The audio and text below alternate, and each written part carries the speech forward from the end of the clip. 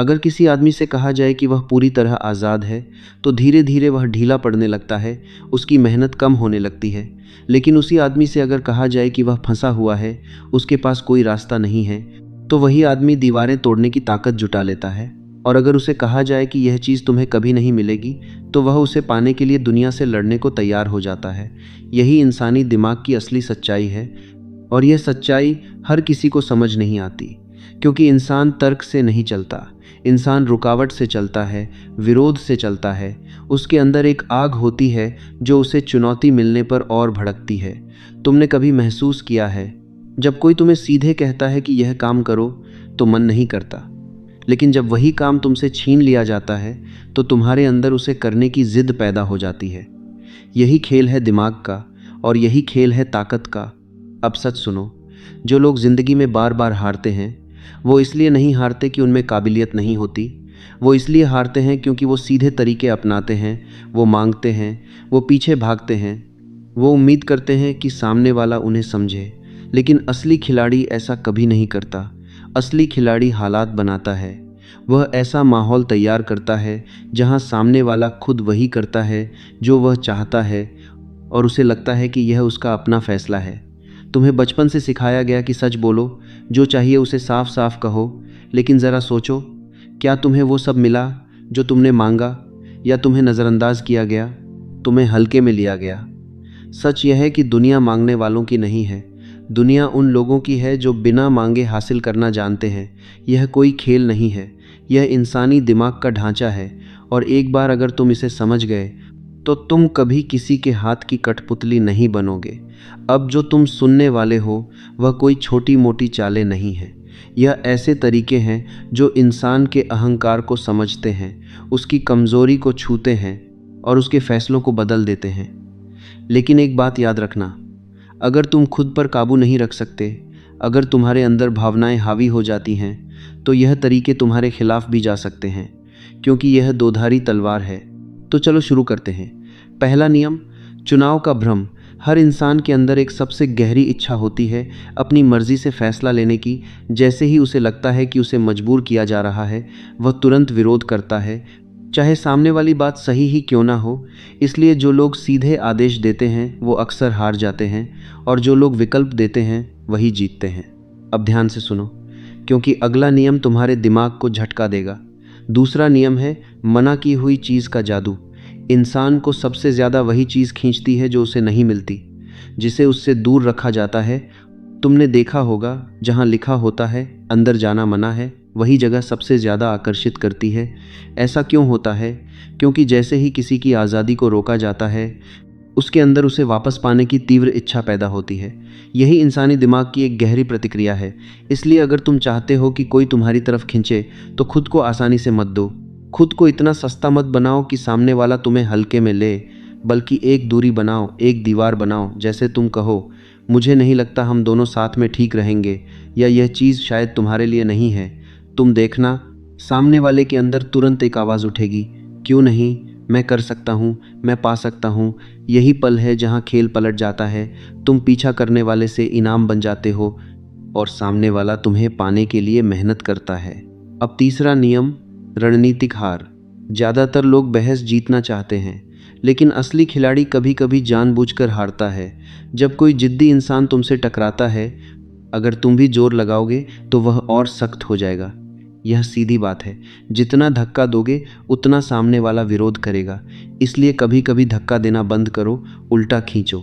मान लो कोई तुम्हारी बात काट रहा है, तुम्हारे प्लान को गलत बता रहा है, तुम तुरंत बचाव मत करो, बल्कि कहो, हाँ तुम सही कह रहे हो, यह प्लान रिस्की है, शायद हमें कुछ भी बदलना नहीं चाहिए, हमें यहीं रहना चाहिए। अब ध्यान से देखना, सामने वाला जो लड़ने के लिए तैयार था, अचानक असंतुलित हो जाएगा। वह खुद ही बोलने लगेगा, नहीं मेरा मतलब यह नहीं था, शायद हमें कोशिश करनी चाहिए। यहाँ क्या हुआ, तुमने विरोध हटा दिया और उसे खाली जगह में धकेल दिया, और अब वह खुद तुम्हारे पक्ष में बोलने लगा। यही असली कंट्रोल है। अब चौथा नियम, खामोशी की ताकत। आज की दुनिया में हर कोई बोल रहा है, समझा रहा है, खुद को साबित कर रहा है, और इसी वजह से खामोशी सबसे ताकतवर हथियार बन गई है। जब तुम ज़्यादा बोलते हो, तुम अपनी ताकत कम करते हो, तुम सामने वाले को मौका देते हो तुम्हें समझने का, तुम्हें काटने का, लेकिन जब तुम चुप रहते हो तुम एक दबाव बनाते हो। मान लो तुमने किसी से सवाल पूछा और उसने आधा जवाब दिया।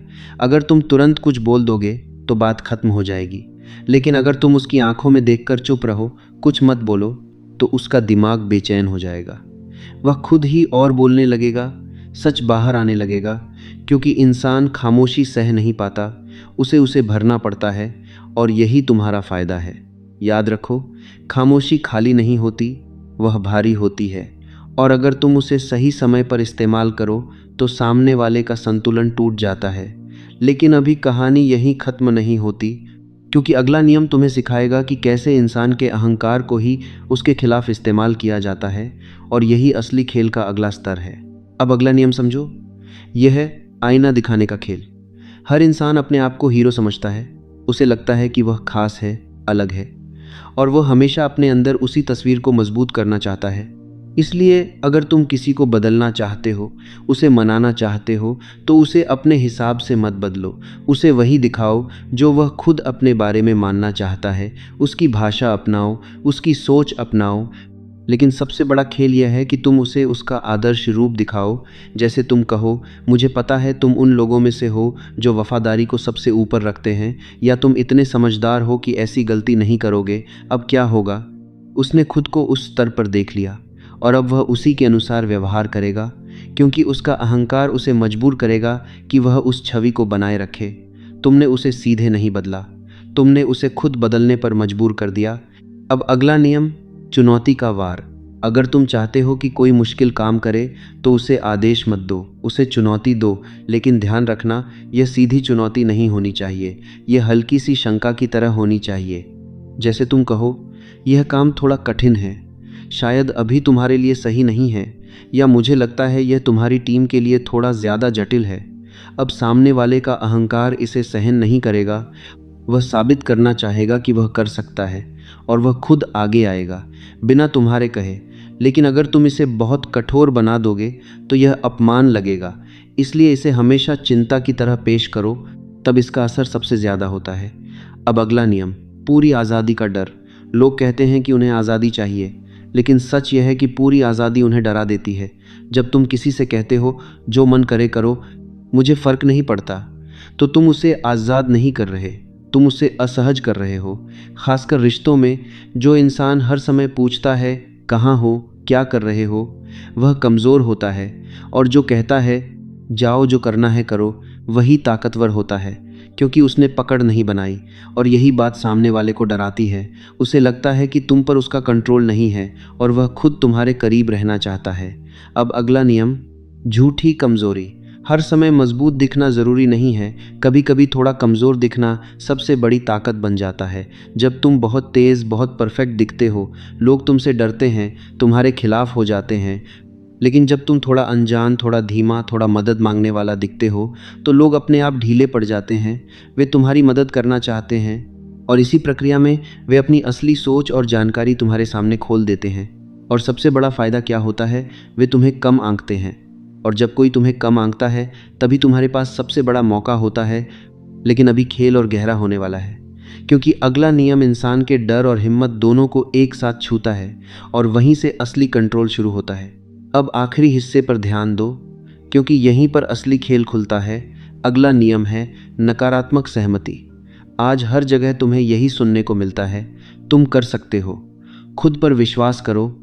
लेकिन सच यह है कि यह बातें ज़्यादातर लोगों के दिमाग पर असर नहीं करती, बल्कि उन्हें और कमज़ोर बना देती हैं। इसलिए जब कोई कहे कि मुझसे नहीं होगा, तो तुम यह मत कहो कि होगा, बल्कि कहो हाँ यह बहुत मुश्किल है। ज़्यादातर लोग यहाँ हार मान लेते हैं। शायद यह दर्द झेलना सही भी नहीं है। अब देखना, सामने वाले के अंदर एक नई आग जलेगी, क्योंकि अब यह आसान काम नहीं रहा, यह एक चुनौती बन गया। और इंसान आसान जीत नहीं चाहता, वह कठिन जीत चाहता है।